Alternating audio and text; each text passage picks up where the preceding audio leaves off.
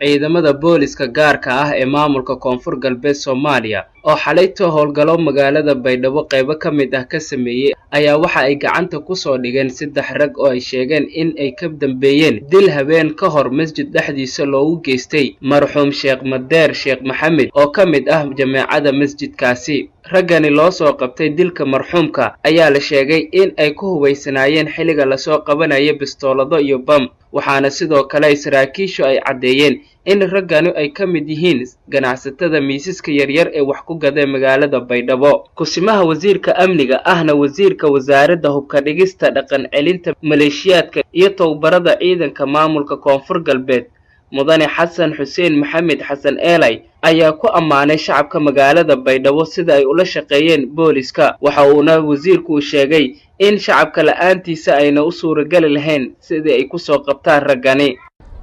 laakiin masaakinta ay shacabka hayay wal is galab sida in lahayn oo isku ku shaqaysaday mootiya bajaajka iyaashi in hamaaladay oo masaajidka dhastis la ka dili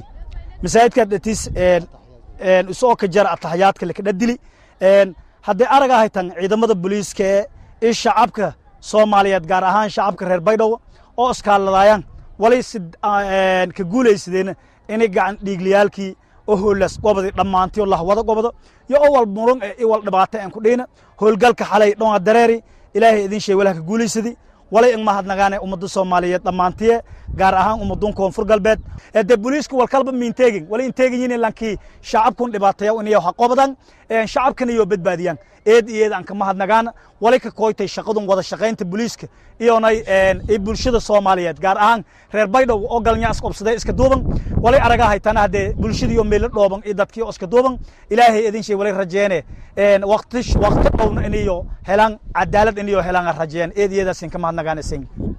Maxamed Abdiraxmaan Abdulle TV-ga Somali Cable magaalada Baydhabo.